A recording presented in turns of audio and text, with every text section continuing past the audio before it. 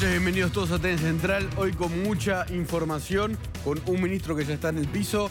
Primero te vamos a contar todo lo que tenemos. Cristina Kirchner va a juicio oral por el memorando con Irán. Es la causa que más la preocupaba y además se quedó sin abogado. El doctor Ibarra renunció, Aníbal Ibarra, después de una semana solamente de defender o no a la expresidenta. Te vamos a contar por qué pasó lo que pasó. 5,5 millones de chicos sin clases. Hoy empezaban las clases en casi todos los distritos del país. Solo 7 comenzaron. Hay diferentes interpretaciones de este paro a nivel nacional. Tenemos acá al ministro de Educación, Finocchiaro, que se está sentando a la mesa y va a dar su opinión sobre cómo fue el acatamiento, ¿no? Sí, Rodrigo Alegre. Y hoy en TN Central vamos a hablar de un pueblo aislado por la corrupción. Un pueblo aislado por la corrupción. Esto es en Chaco, en el límite con La Leonesa, un pueblo y General Bedia, la ruta provincial número 1. Se asfaltaron solamente 5 kilómetros de 15 y la obra está paralizada y se pagó casi la totalidad. Franco Mercuriali, con el tema dólar. El dolarólogo, Franco. La tarde del día de hoy llegó a tocar 20 pesos con 65. Intervino el Banco Central en ese momento para bajar la suba del dólar, que hoy fue muy fuerte. Hacía 7 meses que el presidente del Banco Central, Federico Sturzenegger, no intervenía para bajar el dólar. Enseguida los detalles de las razones de la intervención del Banco Central. Finalmente la justicia decidió que Facundo Jones, líder de la RAM, va a ser extraditado a Chile. Tenemos un audio muy revelador y Nacho Otero, que está en Bariloche, lugar de los hechos donde hubo detenidos. Extraditado con escándalo. Así es, Nico. En estos momentos hay aproximadamente 15 detenidos en Bariloche y mientras que todo esto sucede, bueno, está a la espera de qué va a suceder precisamente con la Corte Suprema. Los detenidos aparentemente serán liberados mañana y Bariloche obviamente tiene mucho para contar respecto a lo que pasó. Bueno, vamos a arrancar con lo que estaba diciendo Nacho. Ahora vamos a volver con él. Cortito, expliquemos de qué se trata, por qué estaba haciendo, tenía un juicio de extradición Jones Wallace. Bueno, por una causa en Chile, por el incendio, el robo, casi el desmantelamiento de la casa de un puestero de un campo en Chile, en donde entraron encapuchados, ¿no? Y lo que pudo determinar la justicia de ese país fue a una mujer, que a ella sí encontraron elementos de esos encapuchados que reconoció el puestero, pero los que estaban acusados, en la lista de acusados había algunos ciudadanos que ya fueron juzgados y que salieron sobreseídos, y el que faltaba era nada menos que Jones Wallace, que estaba señalado como uno de los autores de este atentado, si se quiere, en la casa de un puestero, y que él se vino a la Argentina y por eso Chile hizo un pedido de juicio para que lo extraditen a ese país. Bueno, hoy la justicia acaba de decidir que va a ser enviado a Chile para que lo juzguen allá por este delito. Sí, vamos primero a escuchar a Facundo Jones hablando de un tema que nosotros te venimos contando acá, de la RAM. Facundo Jones sacado porque perdió. Había cruzado la Argentina desde Chile de forma ilegal. ¿Por qué lo capturaron? Porque Interpol tenía un pedido de captura sobre él. Escúchalo. Lo que tiene que hacer el Winca capitalista y su poder es nuestro enemigo. Al enemigo no se le discute. Al enemigo se lo destruye. Así que Nehuen nomás, los jóvenes, los Peña y los Lamien, con la dignidad de nuestros antepasados, hagan lo que ustedes consideran que haya que hacer. De mi parte, y le voy a decir a mi gente, a mis Peña, a mis Lamien también, todos, no pienso dialogar más con estas basuras. Tierra y fuego a la opresión. A ver, estamos con Nacho Otero, que está en Bariloche, el lugar donde ocurrieron los incidentes. ¿Qué pudiste saber, Nacho? Primero de este audio, que es bastante revelador de lo que piensa en realidad Facundo Jones. Al enemigo se lo destruye.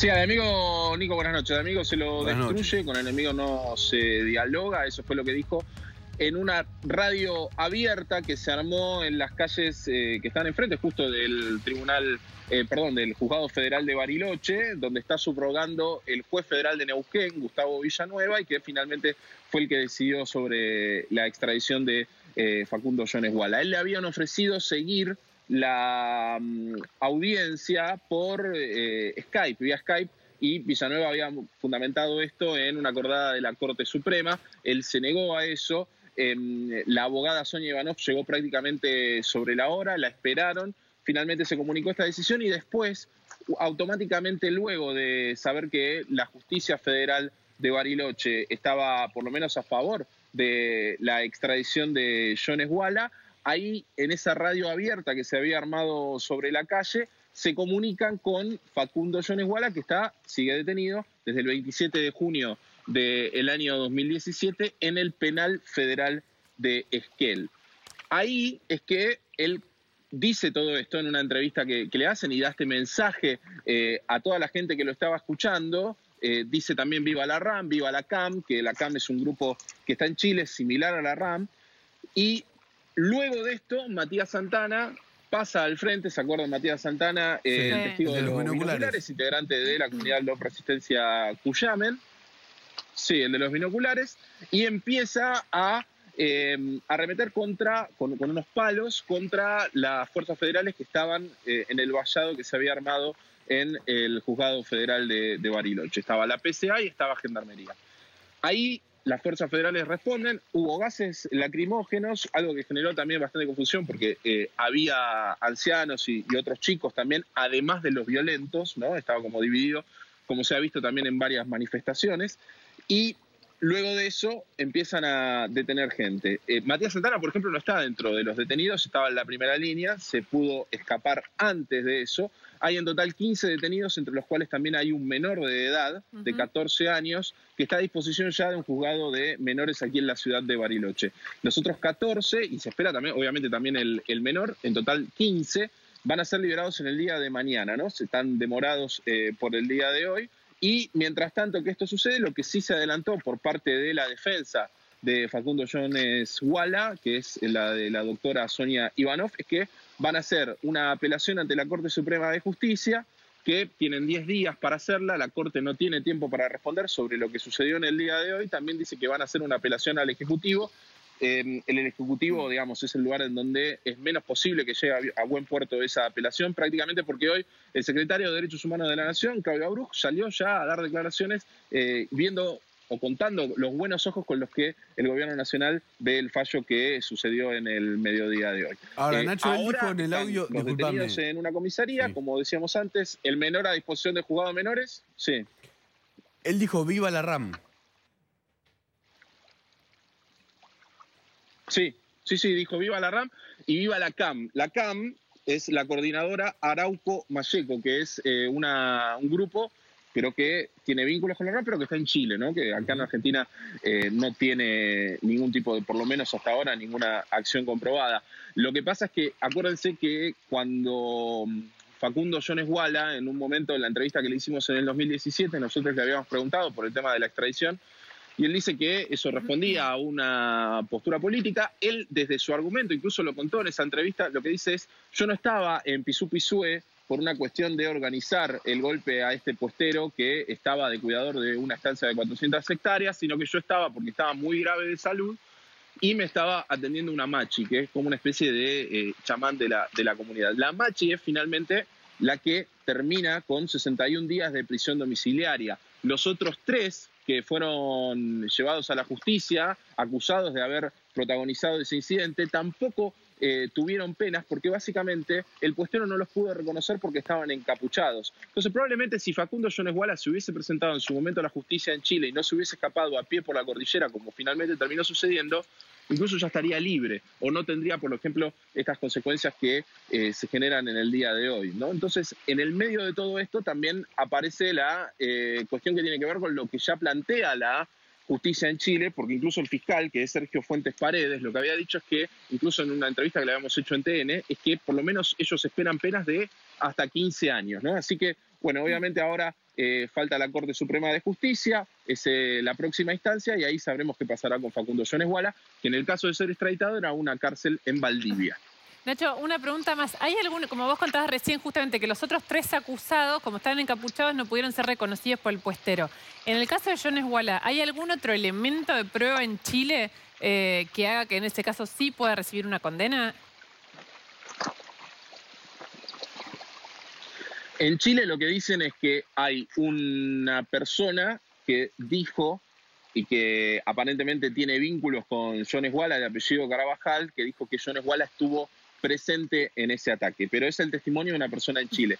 De todas maneras, la justicia chilena, cuando incluso la hemos consultado en entrevistas, o sea, en ON, dando declaraciones públicas, lo que dicen es: nosotros tenemos elementos suficientes como para condenarlo a Jones Walla. Pero, como vos decías, respecto a porque suena un poco contradictorio que si los otros no pueden ser identificados, ¿por qué Jones Walla sí? Lo que fundamenta desde Chile es que tienen un testimonio que identifica a Jones Walla en el lugar y que lo posiciona en la zona en el momento del ataque. Gracias, Nacho, desde Bariloche, donde se decidió la extradición de Facundo Jones. Esto va a la Corte. A la Corte, así es. Puede demorar, ¿eh? Puede demorar. Puede demorar. Y toda extradición es decidida por el Poder Ejecutivo. Sí, al final. O sea, ¿quién firmaría si es extraditado o no Facundo Jones? El presidente de la Nación. Mauricio Macri. A ver, hay otros temas por los que Facundo Jones puede ser condenado en Chile. Primero, entró ilegal a ese país. Se fue ilegal, le dieron libertad condicional y se escapó. Y además está acusado de tener armas ilegales. Pasamos a otro tema. Cristina, juicio oral y sin abogado.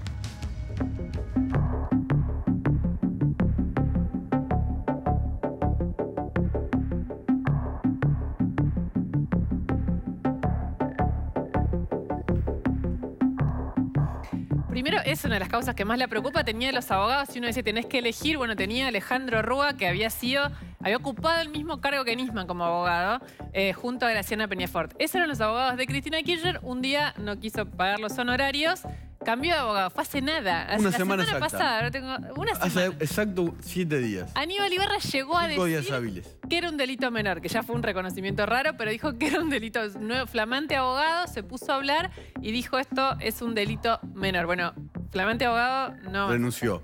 Dice que fue por una operación mediática. Sería el primer kirchnerista que renuncia por eso, porque los kirchneristas siempre contrarrestaron cualquier supuesta operación mediática. Cristina Kirchner va a juicio oral por la actuación de su gobierno en el memorando con Irán. Ella, en las escuchas telefónicas con Parril, dijo que la causa más grave que le va a tocar enfrentar en su vida, y es verdad. Son 3 delitos: encubrimiento agravado, y además porque eran funcionarios públicos, abuso de autoridad y obstrucción de justicia. O obstrucción, sí, no sé bien el tercer delito, se me fue. Nos fijamos bien. Ahora nos vamos a fijar bien. Pero Aníbal Ibarra había empezado mal por esto que dice Luciana. Toda la estrategia defensiva de los K, en este caso, que es el que inició Nisman, no hubo delito con el memorando. Aníbal Ibarra asumió gratarola y dijo: es un delito menor el de encubrimiento agravado. Que no es un delito menor el de encubrimiento agravado. Él dice que Cristina Kirchner se negó a su renuncia, pero renunció. Queda con un abogado la expresidenta, es el doctor Boico. Y esto se naturaliza de algún modo, ¿no? Estamos escuchando mucho: Cristina Kirchner va a juicio oral, va a juicio oral. No es normal. No sé si normal. No. Como mínimo, no es usual. Es récord ¿Qué? en la democracia. Nunca un expresidente fue a tantos juicios orales. Menem fue preso. Sí, Menem acumuló mucho. Lo que pasa es que la justicia demoró tanto tiempo, cada juicio fue demorando tanto, que en número creo que Menem todavía ganando. Pero lo que es cierto es que Cristina, en una misma época, si querés, está acumulando causas de mucha importancia. O sea, que de hecho son causas que unifican un montón de hechos y que son de una gravedad. Menem tenía causas como la causa de armas con muchísima gravedad, pero digo, realmente nunca pasó algo así, que se empiecen, ya hay 3 causas elevadas a juicio de muchísima importancia institucional. Y muchas en instrucción. Cristina Kirchner aprendió de Menem. Menem fue preso, ni bien dejó la presidencia. Ella fue candidata a senadora y tiene fueros. Recordemos una gran nota que hizo Daniel Malnati sobre Aníbal Ibarra, que lo pinta, creo yo, más tal vez que el caso Cromañón, porque podría defenderse político jurídicamente y ahí sí podría haber un debate.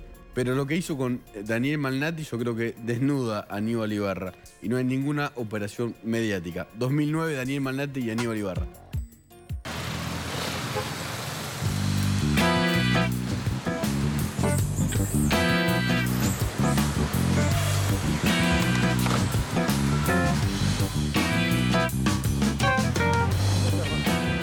¿Qué tal, Aníbal? Bien, muy bien. Aquí Vamos estamos. a caminar por Villa Urquiza. Estamos sobre el Triunvirato de San Monroe. Así que sí, con el subte a nuestras espaldas y a nuestro frente. Encantado. Bueno, un abrazo, ¿puede ser? Bueno, Cuando un político sale a la calle pueden pasar muchas cosas. Por más antipático que resulte un candidato, es muy difícil que estén todos en contra. De la misma manera, es muy raro que todos, pero todos, estén a favor. Aníbal, vecino, decente y trabajador. ¿Cómo te va? Bien. bien. ¿Cómo estás? ¿Muy bien? Bien, bien. ¿Cómo vas, Aníbal? Bueno. ¿Cómo estás? Y vamos a ganar, ¿no? ¿Cómo estás? Bueno verlo por acá Bueno, y ¿sos acá? apoyándolo. Le debo trabajo de mi señor, le debo trabajo de un ¿Pero montón por de qué? compañeros. Necesito hablar con Matías porque me están llamando a una radio. En un determinado momento de la caminata, el candidato se alejó para hablar con una radio. Esto de Radio América me había quedado... ¿Qué quieren los de Radio América? Hacen la entrevista, no hay ningún problema. ¿No hay problema, Hacela. Te escuchamos, te decís. Está por hablar con una radio. Ah, ¿esperás que arreglo? Sí. Se nos fue. Un par de minutos después volvió, algo nervioso. Sacá. Le dije... No, le dije que...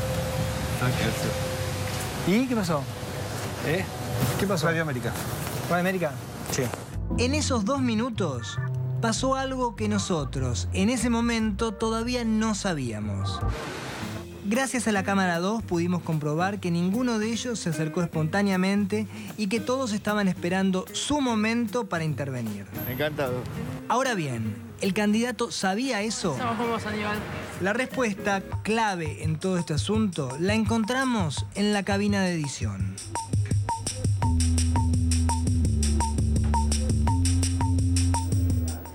¿Se acuerdan del momento en que Ibarra dijo que tenía que atender el llamado de una radio? Vean y escuchen lo que realmente pasó. ¿Qué quieren los de Radio América? Hacen la entrevista, no hay ningún problema. Hacela. El candidato se aleja, pero el micrófono que lleva en la camisa sigue encendido. ¿Dónde estás? Está por hablar con una radio. Ah, Llama a uno de sus colaboradores y a unos 50 metros de la cámara le da la orden que parece explicarlo todo. sí, sacalo todo, ya está, pues se están dando cuenta de eso. Sí, sacalo todo, ya está, pues se están dando cuenta de eso. Después vuelve algo nervioso Sacá. y dice que hizo una entrevista que en realidad jamás concretó. No, le dije que... ¿Y qué pasó? ¿Qué pasó? Radio América. ¿Radio América? Sí. Fue una excusa nada perfecta para desarticular un plan que a esta altura ya había fracasado. Sí, sacalo todo, ya está, pues se están dando cuenta de eso. Sacá. Sacá. Sí. Es un papelón. Esto pasó en el 2009 cuando era candidato a legislador y entró a la legislatura porteña Aníbal Ibarra. Ex abogado de Cristina Kirchner, le duró una semana en la causa del memorando con Irán. El tercer delito por el que va a ser juzgada la expresidenta es Pero, obstrucción, no, ay, perdonen, estamos... estorbo de un acto funcional. estorbo de un acto funcional. Encubrimiento agravado, abuso de autoridad y estorbo de un acto funcional. Está Waldo Wolf en un móvil que es diputado de Cambiemos, ex dirigente de la DAIA. ¿Qué tal, Wolf? Aquí Luciana Geune y Nicolás Uñas. Hola, buenas noches, ¿cómo están? Buenas noches. A ver, ¿qué siente usted de que tuvo mucho que ver con el juicio que se elevó ahora a un tribunal oral? Porque esta es la denuncia de Nisman. Sí, en realidad yo creo que no tuve que ver, hice lo que cualquiera hubiera hecho. Fuimos muchos los argentinos que que lo que pedimos es que se investigue nada más. Hoy hay un debido proceso, hay 12 acusados, hay toda una discusión en cuanto a la doctrina de que esto no haya sido un delito o que sí, y la mejor manera de sacar esto del relato y llevarlo al terreno de la institucionalidad. Bueno, este es el debido proceso, hay 12 acusados, entre ellos la expresidenta de la Nación, va a poder defenderse, la Fiscalía va a poder presentar sus pruebas, el juez va a poder evaluar, se va a poder mostrar o no.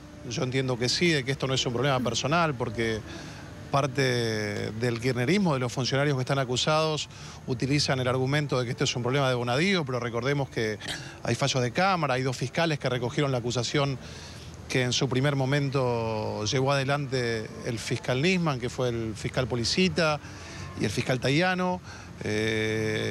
Finalmente, cuando pudimos sortear ese cepo jurídico que imponía el juez Rafecas con la doctrina de que no había delito porque eran hechos preparatorios, en contraposición con lo que sostenía Nisman y sostuvieron los fiscales con la acusación actual de que el delito fue el memorándum, y hubo un fallo de cámara, así que entiendo que está bien, entiendo que es el ámbito en donde por lo menos yo y muchos otros argentinos queremos que se diriman las acusaciones sostenidas por el representante del pueblo, que es el fiscal. Wolf, buenas noches, ¿cómo le va? Le hago una pregunta para explicarle a la gente que lo tenga claro. ¿Qué cree usted que es en esta causa que acaba de ser elevada a juicio lo que marca con contundencia que en la confección de ese memorándum, en ese acuerdo con Irán, se cometió un delito para encubrir la verdad en el atentado a la AMIA?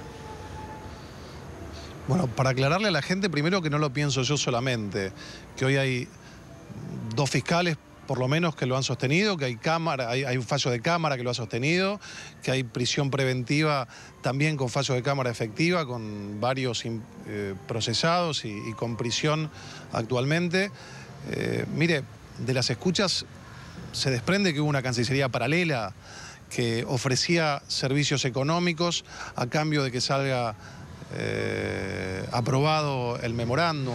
Hubo la confección de un memorándum por el cual hoy en día nos enteramos de que no hubo ningún miembro de la Cancillería que lo redactó, solamente se adjudica haberlo redactado el ex canciller Timerman, que dice no recordar en qué lobby de qué hotel se sentó a hacerlo con el canciller iraní. Es más, así empieza Bonadío su fallo diciendo que sería gravísimo lo que se supone de eso, que es que el memorándum con Irán se hizo a fazón o a pedido de la República Islámica de Irán. Claro, pero es una apreciación mía, así eso, como... ¿no? O indicios. Sí, digamos. Claro, que hay pruebas de que se reunieron. Bueno, de que Irán lo pedía. La denuncia que en su momento...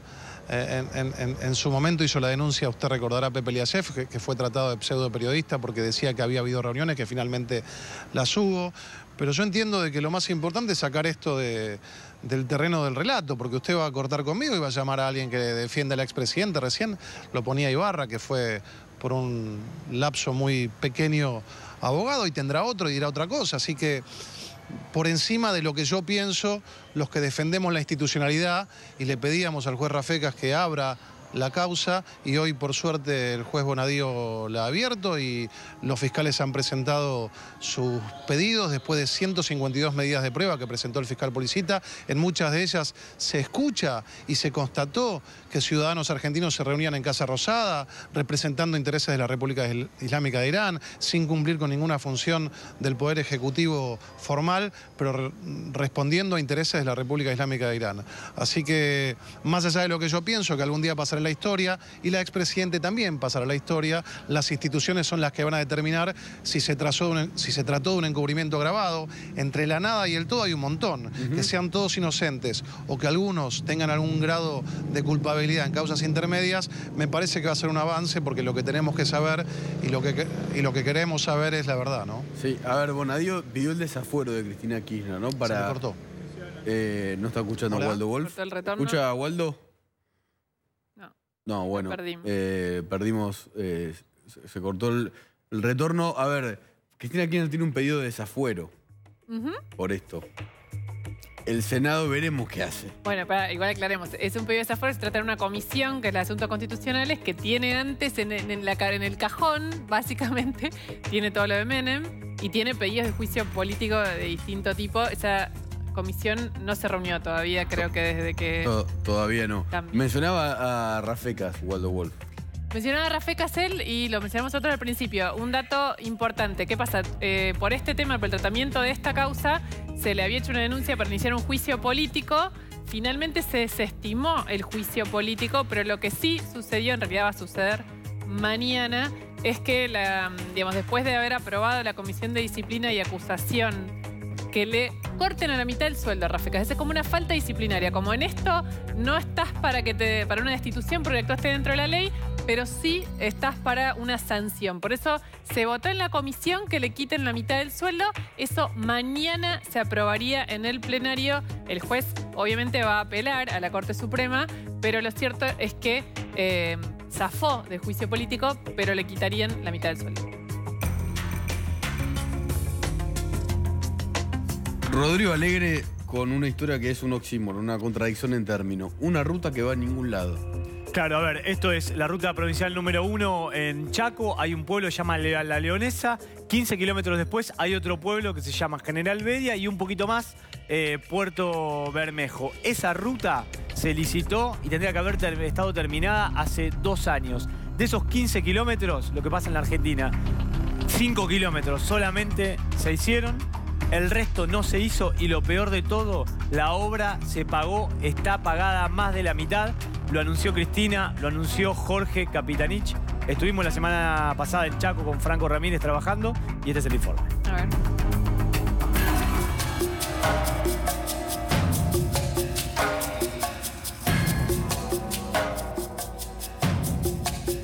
Construida hay 4 kilómetros 800 metros, de los 15 kilómetros. Día de lluvia queda totalmente inaccesible. ¿Ruta es el progreso a un pueblo o es veces aislar a un pueblo?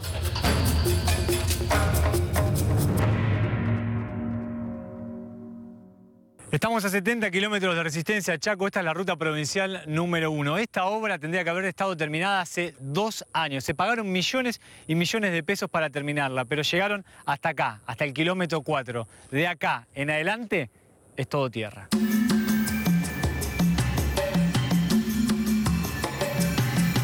Diputado, ¿dónde estamos ahora? Bueno, estamos en la Ruta 1.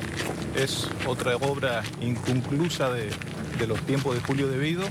La verdad que una expectativa frustrada para todos los habitantes de esta zona y la verdad que aquí debemos estar caminando sobre pavimento, estamos caminando sobre una mezcla de ripio y tierra, digamos que la verdad que no cumple las mínimas exigencias de transitabilidad. Ahora, hay una parte de esta ruta que sí tiene pavimento. Sí, hay una parte, unos 4 kilómetros o casi 5 kilómetros, que tiene pavimento y faltan para completar esta ruta otros 10 kilómetros más. ¿Esta ruta qué une en particular? Esta ruta une la parte del ingreso de la ciudad de La Leonesa con General Bedia, que es otra ciudad de aquí de la provincia del Chaco. Y la verdad que es una ruta por la cual se había adjudicado a 2 empresas que conformaron una UTE. La obra tenía un costo de 90 millones. Se pagaron 52 millones de esta obra. Más de la mitad. Más de la mitad. Y bueno, la verdad que como vemos, se hizo quizás un 33% como máximo y las obras de infraestructura esenciales, como son por ejemplo los puentes que tiene esta ruta, no están hechos. Esta es una obra de casi 100 millones de pesos, o sea que se hace a través del BID, o sea que la verdad esto es algo como el sueño del PMA. Hoy se da, hoy está en mi gestión, o sea que mucho hemos luchado por esto. También hay que destacar que esto se da porque tenemos un gobierno como el de Cristina Fernández y bueno, y con Coqui muchos le he llorado, mucho he andado atrás y bueno, Coqui cumplió. ¿Hace cuánto que están pidiendo esta ruta, por lo menos ustedes en Puerto Bermejo? Y el pedido de la ruta ya viene de muchos años. Estamos hablando de 30, 40 años más o menos, que se viene haciendo el pedido de la ruta. ¿Cuándo fue que se paralizó totalmente la obra? Y hablo más o menos de 1 año y medio, 2016. La verdad, cuando empezaron ya las cosas fue bastante difícil porque tardaron demasiado tiempo para hacer el primer tramo. Después se quedó un tiempo, después empezaron otra vez. Cuando nos entusiasmaron y creímos que agarraron la zona linda, donde que ya no tenían más relevamiento de suelo y esas cosas, se levantó la empresa y se fue. Lo peor que pasó con esto es que Desde ese momento Vialidad Provincial no atiende más la ruta, prácticamente sacaron todo el ripio que había, estamos transitando sobre barro y no reponen ni siquiera el ripio. Y acá en particular, ¿dónde estamos? Acá estamos llegando a lo que fue el fin del pavimento que termina, digamos, la obra. Y después de acá se hacen otros 2 kilómetros y después vuelve a estar inconclusa esta ruta. ¿El trayecto de la ruta en total cuántos kilómetros son? Tendría que tener 15 kilómetros. Tendría que estar construido hoy por hoy y además la obra preveía algún pavimento urbano en algunas ciudades, en General Bedia sobre todo, que también, según lo refieren los habitantes de esta ciudad, tampoco se ha concluido. Día de lluvia queda totalmente inaccesible y no hablamos solamente de los días de lluvia, sino que llueve y tenemos más o menos 4 o 5 días hasta que el camino se seque. ¿Se quedan autos, se quedan camiones los días de lluvia? Quedan atravesados autos, camiones, tienen que venir con tractores a sacar los vehículos. Una ambulancia no puede transitar los días de lluvia. Y estamos hablando que quedamos totalmente aislados con 30 kilómetros de camino de barro, tierra.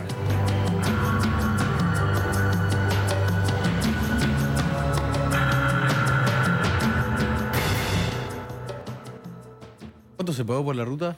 53 millones de pesos se pagó por... 3 millones por kilómetro, pero en realidad costaba... 90 millones. 6 millones. Atención, no fue Lázaro Báez el que se la afanó esta vez. No, fue otra empresa. A ver, el Estado provincial y nacional de aquel entonces no pudo garantizar hacer 10 kilómetros de ruta, solamente 4. No salen las ambulancias cuando llueve, se quedan los camiones de ganado. Hay una empresa agrícola ahí cerca que tiene que hacer 100 kilómetros para salir a la ruta. Hay una segunda... 100 kilómetros porque... Sí, porque no hay 15 terminados. Mañana hay una segunda parte. Un pueblo aislado por la corrupción, prácticamente. Increíble.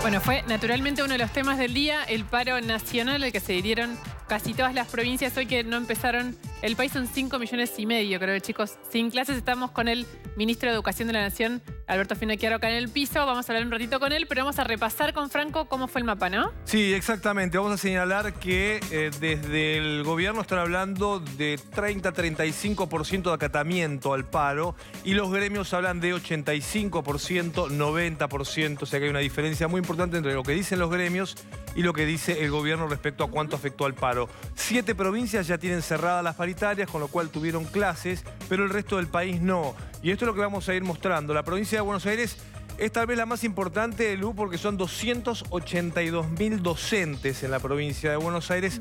Es obviamente la cifra más grande de maestros. El acatamiento desciende del 47%, esta es la cifra oficial. Sí. Hoy tempranito salió Arael a hablar de más del 80%.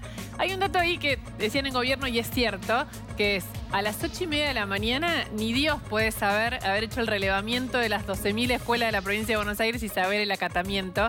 Aún al gobierno le llevó casi toda la mañana tener el número que después difundieron, que es este 47%. En esa situación, obviamente, como sigue ahora esto, es, bueno, ¿quién llama primero y en qué condiciones entienden que se va a llamar? El gobierno interpreta que salió victorioso de este paro. Exacto. Y habrá que ver, se espera que haya una convocatoria para que el viernes se sienten. Hay que ver cómo se da de acá hasta el viernes la situación con los gremios. Baradel sigue amenazando igual con más medidas de fuerza para la semana que viene, pero de las 12.000 escuelas que vos señalás, Lu, el gobierno dice solamente estuvieron cerradas 345. El resto las pudimos abrir porque arreglaron con los otros sindicatos, el de Maestranza, el de SOEM, por ejemplo, o UPCN, para poder abrir las escuelas y que los padres lleven a los chicos al colegio. Ahora el ministro Alejandro Finocchiaro nos va a poder recordar cómo era el año pasado cuando él estaba a cargo de este libro. De ministro de Educación de la provincia, exactamente. Bueno, esta es una de las provincias con mayor acatamiento. Reiteramos, son fuentes oficiales, acatamiento del 50% en la provincia de Chaco. Vamos a otra. Chaco había ofrecido, perdón, un dato que agrego, el 5% era el aumento que había ofrecido el Chaco, si no me lo recuerdo exacto, pero era un número así muy, muy, muy bajo, por eso el conflicto estaba cantado. Bueno, de la provincia de Chaco pasamos a la provincia de Chubut, 39% el acatamiento de los docentes. En el caso de Santa Cruz, acatamiento total. El año pasado tuvieron 100 días de paro los docentes santacruceños y la oferta de Alicia Kirchner es 0 para este año. No hay plata en Santa Cruz. Están todavía con las clases del año pasado. En Santa Cruz están dando las clases que recuperan el año pasado y todavía ni siquiera se sentaron a hablar del 2018. Y Alicia Kirchner dijo que no tiene plata para pagar los salarios, no los aumentos, los salarios directamente. La ciudad de Buenos Aires, acatamiento del 36%, dicen que solamente hubo 14 escuelas cerradas, el resto estuvieron abiertas. En Córdoba fue mucho más bajo el acatamiento, ya fíjate los números que hablamos, 8% prácticamente el acatamiento del paro docente. Córdoba ofreció cláusula gatillo, ¿no? Pero la situación es distinta. En Córdoba hicieron una propuesta bastante más, digamos, interesante para los maestros, que era el 15 y algo, con cláusula gatillo, sin embargo, se adhirieron. Bueno, y el acatamiento en la provincia de Formosa del 20%. Bueno, Jujuy tuvo acatamiento del 20% en el ciclo primario, 50% en el ciclo secundario. En la provincia de Mendoza el acatamiento fue del 5% al paro.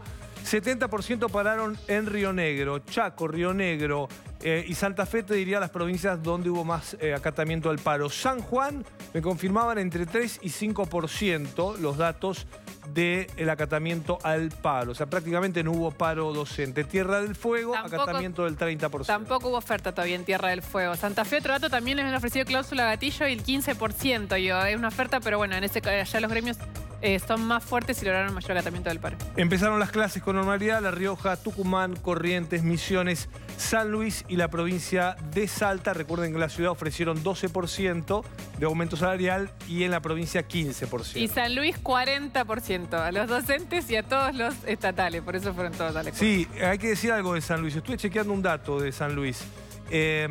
Lo que aumentó Rodríguez Sá, mañana te voy a contar los detalles porque no hay tiempo, pero hay mucha polémica. Aumentó los impuestos 40% y a los docentes les aumentó 21%. Y mañana te quiero contar porque hay un impuesto muy polémico que es un impuesto a la pobreza que Alberto Rodríguez Sá, el gobernador, impuso y la gente no quiere pagarlo. Pero sí, hay 2019, dice Alberto, pero... Hay 2019, exactamente. Estamos con el ministro de Educación de la Nación, Alejandro Finocchiaro, le agradecemos por venir. ¿Qué siente cuando ve el mapa de recién? Miren, a ver, usted sabe, Nicolás, que nosotros no, si bien estos son datos que han pasado cada una de las provincias, nosotros no nos gusta discutir sobre cifras. Te diría que me parece casi obsceno. De parte del gobierno, porque para nosotros un chico que había perdido el derecho a educarse es mucho, ¿sí? De parte del gremio que llamó el paro, festejar que haya algunos chicos o una gran cantidad de chicos o una cantidad de chicos que hoy no se hayan podido educar también me parece obsceno. ¿Qué veo cuando veo ese mapa? Veo un mensaje. Y es un mensaje esperanzador el que veo. Creo que estamos asistiendo a un cambio de clima, a un cambio de época. Ustedes recordarán que anteriormente se llamaba un paro, primer día de clase era 90-100% de acatamiento, ¿no es cierto? De nuevo, no voy a discutir cifras, pero hay un viejo proverbio andaluz que dice que cuando uno va a exagerar le tiene que creer aunque sea su madre, ¿no? Entonces, ¿qué le dijeron hoy la mayoría de los docentes a este gremio? Le dijeron: nosotros queremos educar, queremos que discutan salario, nos interesaría que nos paguen presentismo, si vamos todos los días, nos interesaría capacitarnos mejor, discutan, sigan discutiendo, pero nosotros queremos educar a los chicos. Está hablando de Cetera, ¿no? Y de Baradel. Es el gremio que llamó al paro. Sí, no hubo otro gremio que llamó al paro nacional. Entonces, ese es el gran mensaje de la docencia de hoy. Hoy, la mayoría de los docentes del país regresaron a sus casas con tizas en las manos.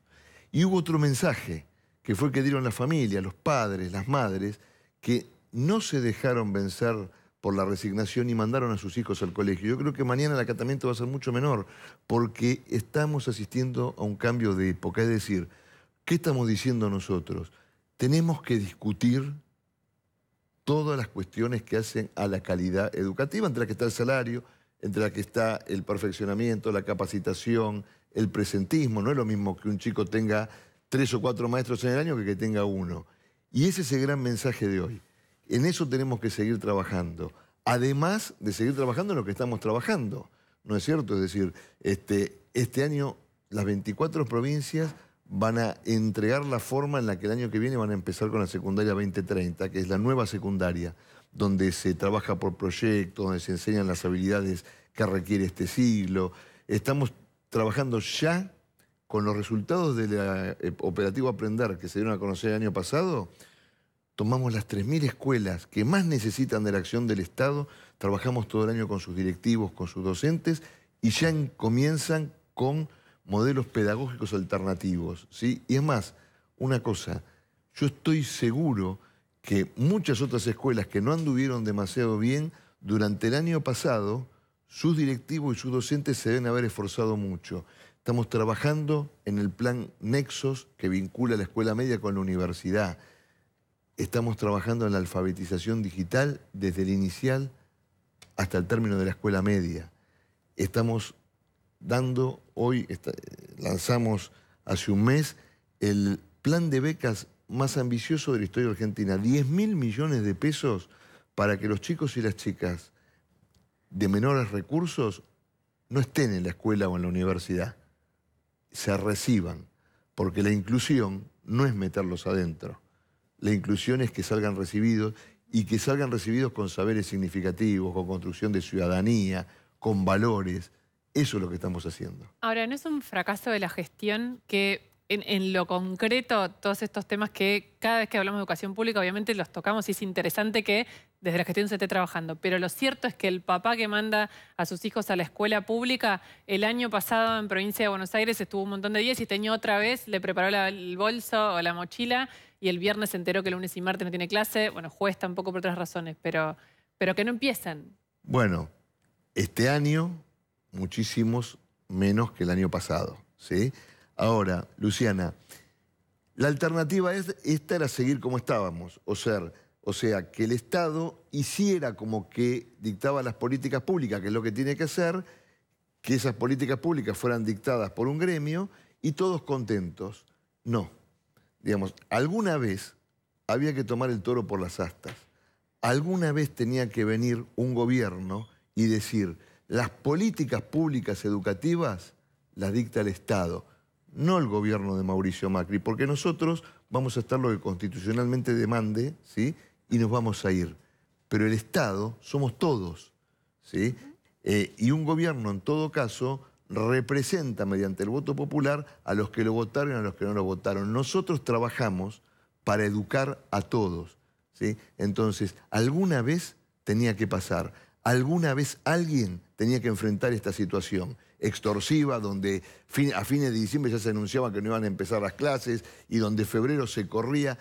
Muchos gobernadores siguen dialogando, se seguirá dialogando y se tendrán que acostumbrar a que deben empezar las clases y se sigue dialogando y que el paro es una herramienta para ser usada en última instancia. Los gobiernos ya no se dejan extorsionar. Ahora, usted acaba de decir que hasta ahora o durante la era acá, el Ministerio de Educación lo manejaba Cetera. Cetera manejó las políticas educativas de este país durante los 12 años del gobierno anterior, ¿sí? De hecho, la mayoría de los ministros que tanto a nivel nacional como en muchas provincias eran muy ligados a ellos, dirigentes de ellos estaban en lugares claves en los ministerios, intelectuales ligados a ellos planificaban las políticas educativas, lo cual, digo, no tiene nada de malo en ese sentido. Fue una elección del anterior gobierno. Ahora, los resultados del operativo Aprender, digamos, son los resultados de 12 años de ceterismo educativo y son los resultados que tenemos. ¿Y cuáles son? Y que la mitad de los chicos y chicas abandonan la escuela media, que la mitad de los que se reciben no comprenden textos, que la otra mitad no puede hacer operaciones matemáticas básicas. Digo, contra eso nosotros luchamos. Nosotros no estamos hoy dando una batalla ni contra un gremio, sino contra la ignorancia, contra la pobreza, contra el desánimo, contra la resignación. Eso es lo que nos mueve a nosotros. A ver, hoy los docentes eligieron el futuro de la Argentina. Hoy a la mañana estuve con Lorena, una directora que inauguró una escuela en Bellavista, Corrientes, y el presidente de la República, ¿sí? Lleno de chicos que comenzaban su primer día escolar. Hoy los docentes eligieron esa Argentina. La mayoría de los docentes eligió esa Argentina, no la Argentina del pasado. ¿Sí? Tenemos que mirar hacia adelante y seguir construyendo todo lo que estamos construyendo en educación. Ahora, ¿por qué usted habla, digamos, de que de todos estos temas y que dice que por eso hay paros, si el paro es por el salario en este caso? Digamos, el fracaso de que yo le decía es la discusión salarial, ¿o no? No, el paro no es por el salario. Lo que demuestra el paro es la incapacidad que tiene, en este caso Cetera, de poder discutir todos los temas que tienen que discutir. Entonces, frente a esa impotencia, se decreta el paro, porque cuando, por ejemplo, la gobernadora Vidal dice en la provincia de Buenos Aires, bueno, esta es la oferta, ¿sí? El año pasado se pagaron 19.000 millones de pesos en licencias, se piden 105.000 licencias mensuales. De hecho, al viernes pasado, sin haber comenzado las clases, se habían pedido 20.000. Entonces, hay docentes embarazadas, por supuesto. Hay docentes con enfermedades de largo tratamiento, por supuesto. Hay docentes por duelo de un familiar, por supuesto, ¿sí? Pero hay un montón de licencias y hay un sector de la docencia apañado por estos gremios, ¿sí? Que han hecho de la cultura de la licencia un hecho. Y eso es lo que genera, porque uno no va a bajar 19.000 millones, pero si se bajaran 6.000 millones, por ejemplo, se podría dar un aumento mucho más grande de lo que se da. Ese es el tema. Nosotros tenemos que trabajar sobre eso. El gobierno de la provincia acaba de hacer una denuncia penal contra un médico que daba 20 licencias psiquiátricas por día. Recién le pregunté al doctor Castro, cuando terminaba su programa, a Nelson, si un médico puede hacer un diagnóstico y dar... Por supuesto me dijo que no.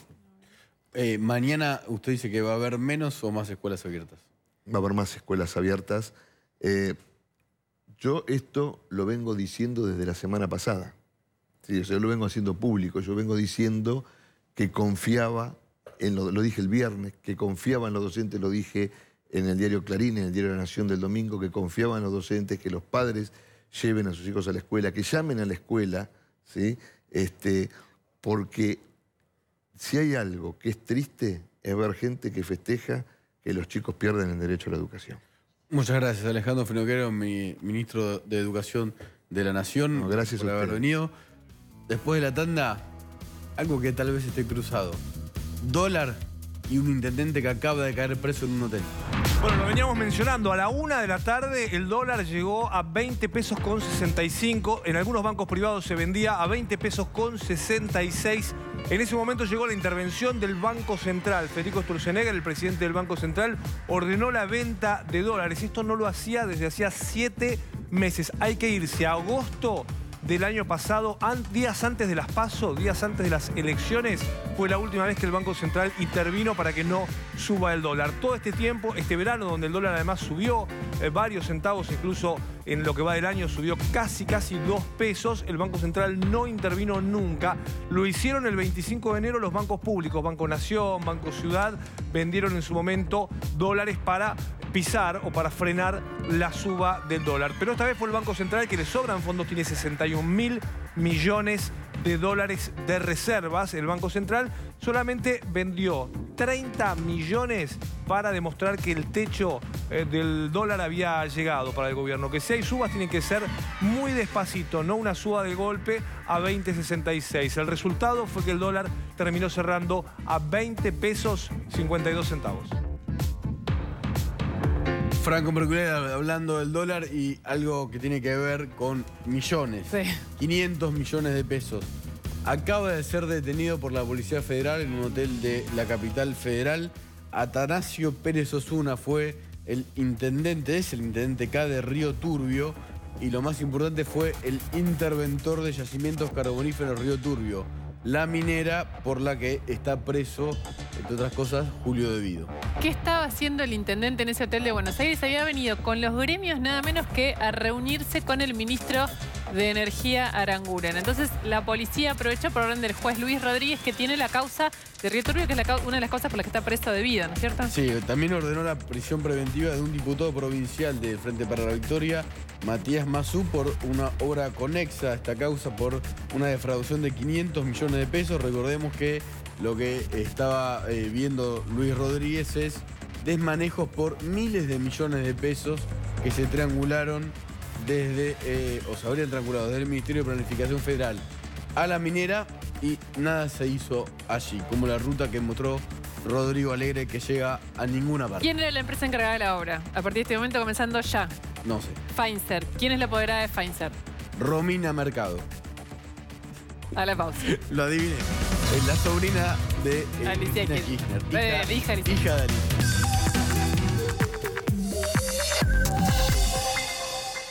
Encontrémonos en Instagram.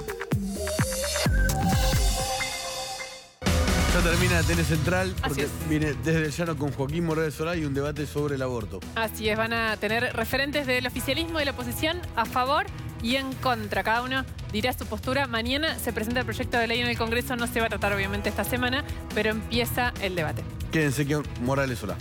Hasta de mañana, que descansen. Chau.